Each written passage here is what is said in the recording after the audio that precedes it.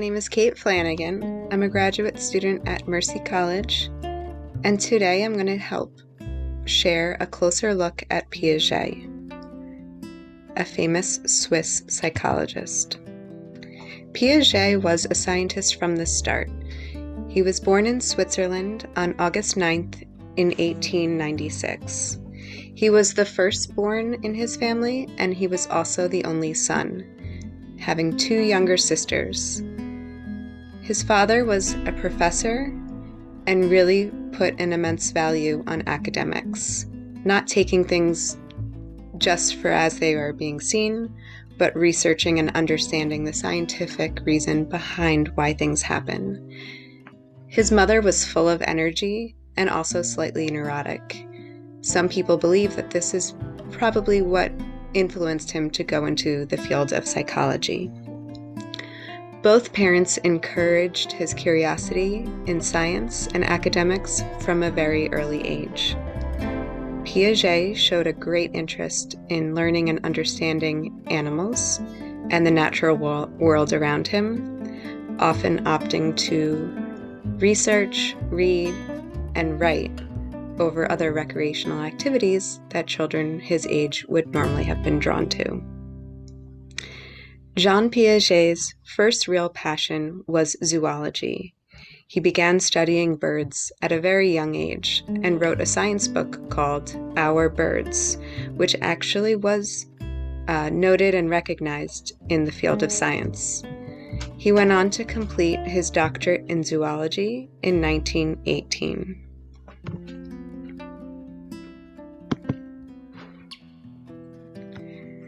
Following him receiving his doctorate, he began thinking much more complexly about how humans develop. Piaget was well educated on the biological view of human nature.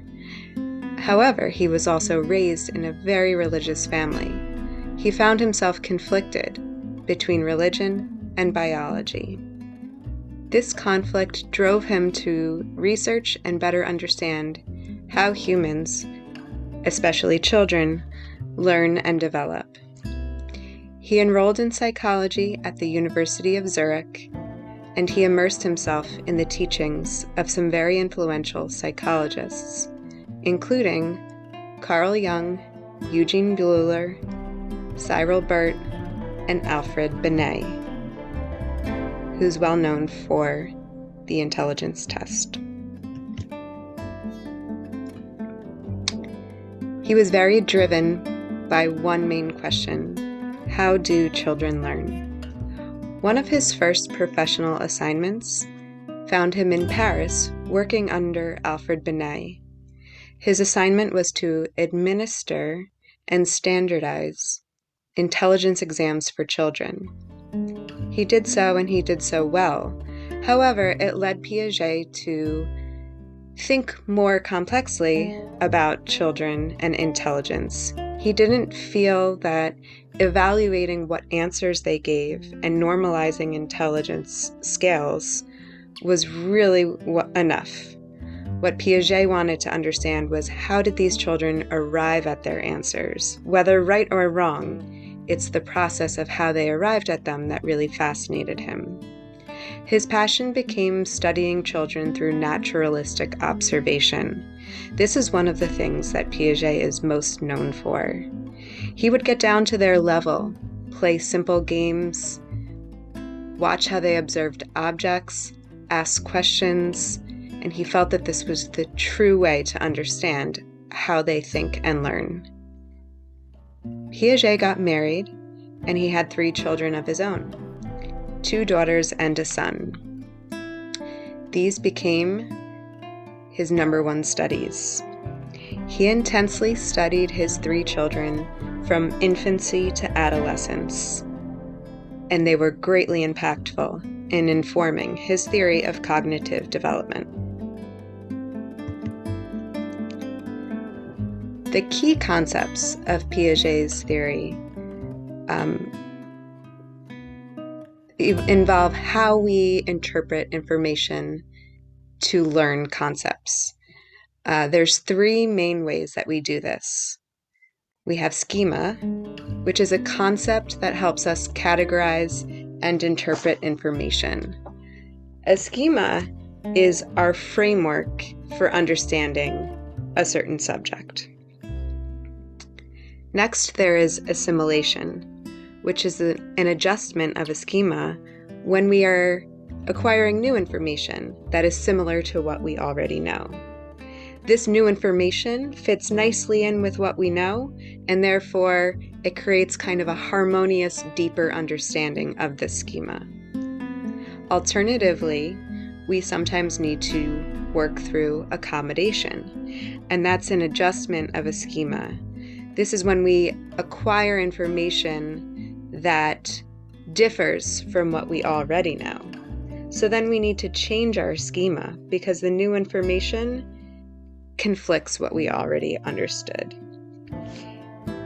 These three theories are what really help us understand Piaget's cognitive development theory. He had one of the most influential and notable theories for cognitive development, and it takes place in 4 distinct stages. These stages are sensory motor, pre-operational, concrete operational, and formal operational. In the sensory motor stage, which is infancy, 0 to 2 years old, everything we know and understand is because of a direct sensation or a direct physical contact that we've had.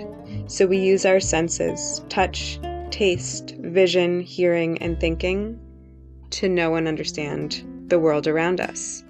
But that's it. It's only what's in front of us, and that is as far as our understanding goes. The next stage is pre-operational, and that's when we begin to have a bit deeper of an understanding, and we can use words and visuals to represent the concepts of what we know. Then we move on to concrete operational, which allows us to create like patterns for our understanding, but not yet using abstract thinking, which comes in the formal operational stage, 11 and beyond. So the milestones that we undergo when we travel through Piaget's stages of development, the first is object permanence. This is not necessarily understood until after 2 years old, and this involves understanding that something continues to exist even if we can't see it. Before we understand object permanence, it's really what we see is what we get. And that's why the game of peekaboo, which the picture here is of, is so fun for a child. Symbolic thinking is the ability to think about objects and events that are not within our immediate environment, using signs, symbols, concepts, and abstract relations. Next is the theory of conservation, and this usually happens around age 7. Children understand that an object's properties do not change even though it might look different. And I have a great video that I will share in a minute to kind of demonstrate this knowledge. And then the final stage, which happens in adolescence and continues for throughout the rest of our lifetime, is abstract thinking. And that's the ability to think about a problem, and we don't necessarily need to have had previous experience or a visual representation to think through that problem and hypothesize how something might end up occurring. 2 sticks. Is this stick longer? Is this stick longer? Or are they the same? The same. The same? What about now? Is this stick longer? Is this stick longer? Or are they the same? That stick is longer. The stick is longer? Yeah. Can you tell me why? Because you moved it over. So now it's longer. Yeah. Okay, tell me. I'm gonna pour blue water into each of these cups, and you're gonna have to tell me when they have the same amount. Okay.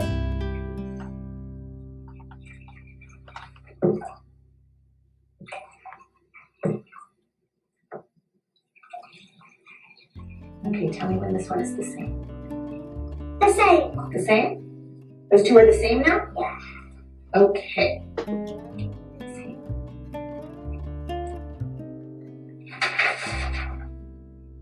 Good. The white is the same, huh? Good. Okay, now watch this. We're going to take the blue water from this glass. I'm going to pour it into this glass.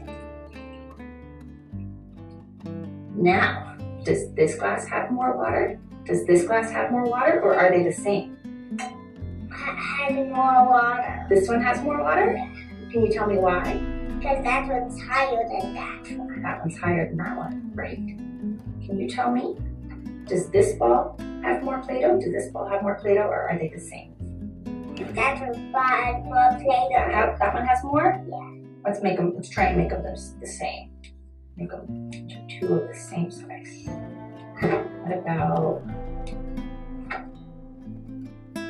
What about now? They're the same. They're the same now? Yeah. Okay, now watch.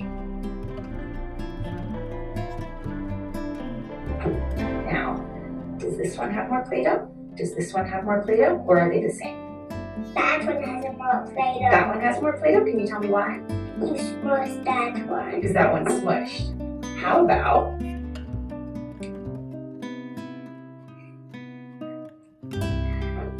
now? Does this one have more Play-Doh? Does this one have more Play-Doh, or are they the same? The same. Now they're the same. Why are they the same? You roll that one back up. Okay, great. This is representing the theory of conservation and how a typical 4-year-old would respond to one of Piaget's very popular experiments.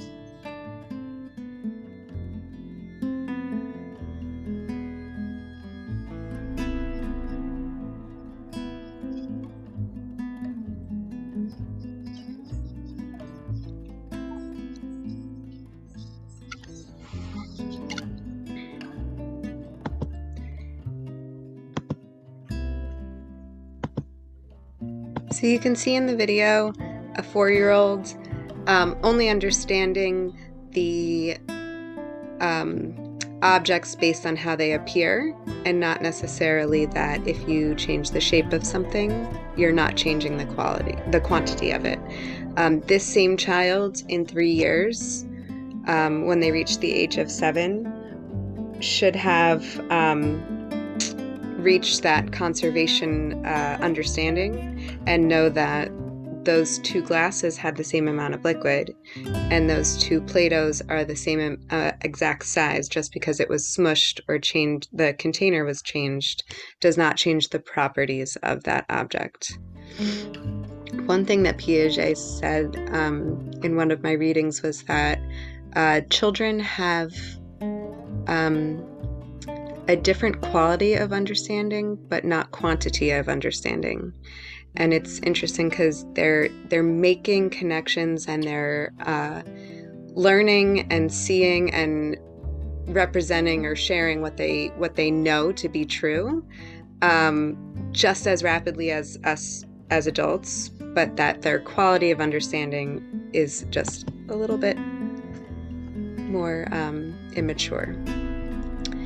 So his contributions and career, as I mentioned, were vast.